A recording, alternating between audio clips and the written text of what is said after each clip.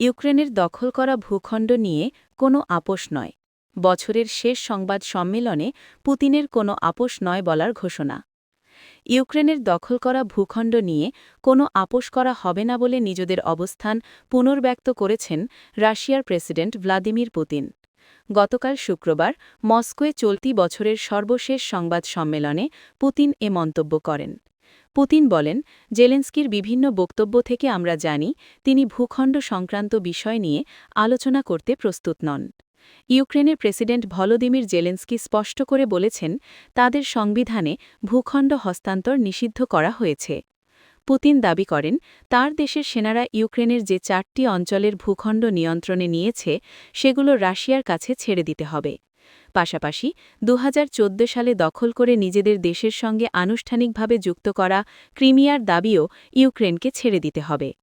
রাশিয়ার সংবাদমাধ্যম আরটির প্রতিবেদনে বলা হয়, আজ মস্কোর গোস্তিনি ধবর প্রদর্শনী হলের সংবাদ সম্মেলনে পুতিন প্রায় 4.5 ঘণ্টা কথা বলেন। দেশ-বিদেশের 70টির বেশি বিষয় নিয়ে আলোচনা করেন তিনি।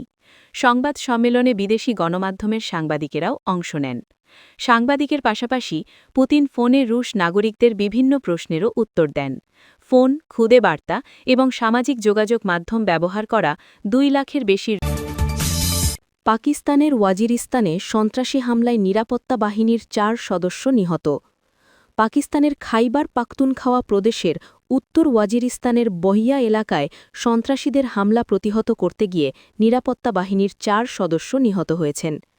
পাকিস্তানের আন্তঃবাহিনী জনসংযোগ পরিদপ্তর আইএসপিআর শুক্রবার এক বিবৃতিতে এ তথ্য জানিয়েছে।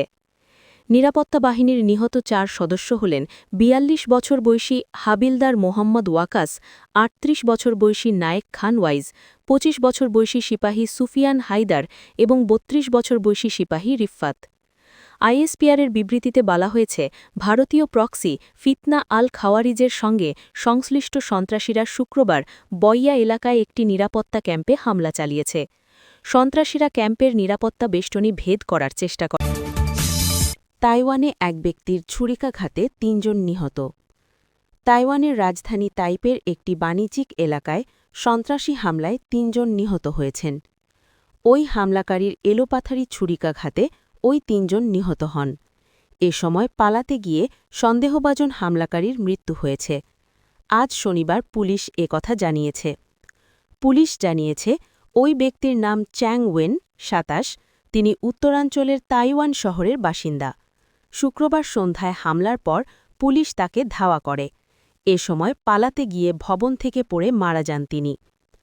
তাইওয়ানের ন্যাশনাল পুলিশ এজেন্সির মহাপরিচালক চ্যাং জুং সিন সাংবাদিকদের বলেন, গতকাল থেকে পাওয়া সংশ্লিষ্ট তথ্য যাচাই-বাছাই করে আমরা জানতে পারি অভিযুক্তের কোনো সহযোগী ছিল না। ঘন কুয়াশায় পশ্চিমবঙ্গের নদিয়ায় নামতে পারল না মোদিকে বহনকারী হেলিকপ্টার। ঘন কুয়াশার কারণে হেলিকপ্টার অবতরণ করতে না পারায় পশ্চিমবঙ্গের নদিয়ায় নির্ধারিত জনসভায় সরাসরি ভাষণ দিতে পারেননি ভারতের প্রধানমন্ত্রী নরেন্দ্র মোদী। আজ শনিবার সকালে তাহেরপুরে নামতে না পেরে তিনি কলকাতার বিমানবন্দরে ফিরে যান এবং সেখান থেকে ভার্চুয়ালি দেওয়া এক ভাষণে পশ্চিমবঙ্গ রাজ্য সরকারের তীব্র সমালোচনা করেন। ভাষণে মোদী অভিযোগ করেন, অনুপ্রবেশকারীদের বাঁচাতে তৃণমূল কংগ্রেস সরকার ভোটার তালিকার নিবিড় সংশোধনের এসআইআরের বিরোধিতা করছে।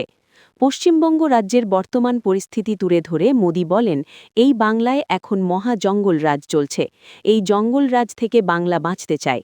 তিনি আরও বলেন, তাই বাংলায় এবার আপনারা ডবল ইঞ্জিন সরকার গঠন করুন। এই বাংলায় ডবল ইঞ্জিন সরকারকে ক্ষমতায় আসতে দিন, তারাই উন্নয়ন করবে।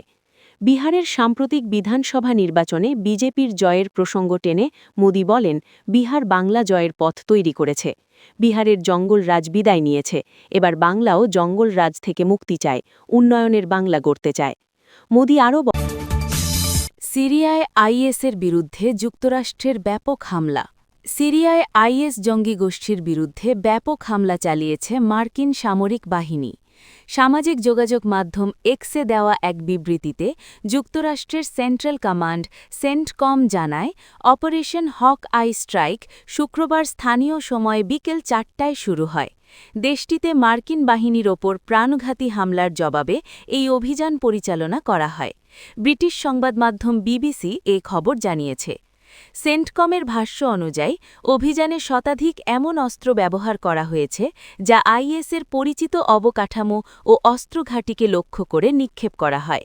অপারেশন হকআই স্ট্রাইক মধ্যপ্রাচ্য, উত্তর পূর্ব আফ্রিকা, মধ্য ও দক্ষিণ এশিয়ায় যুক্তরাষ্ট্রের সামরিক কার্যক্রম পরিচালনা করে।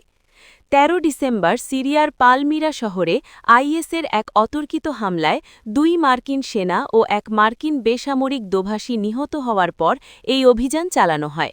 প্রেসিডেন্ট ডোনাল্ড ট্রাম্প বলেন, আইএসের ঘাঁটির বিরুদ্ধে যুক্তরাষ্ট্র খুবই শক্তভাবে আঘাত হানছে। সেন্টকমের কমান্ডার অ্যাডমিরাল ব্র্যাড কুপার বলেন, যারা আমেরিকান ও আমাদের অংশীদারদের ক্ষতি করতে চায় এমন সন্ত্রাসীদের আমরা নিরলসভাবে অনুসরণ করতে থাকব। Syrian observatory for human rights (SOHR) এর প্রধান রামি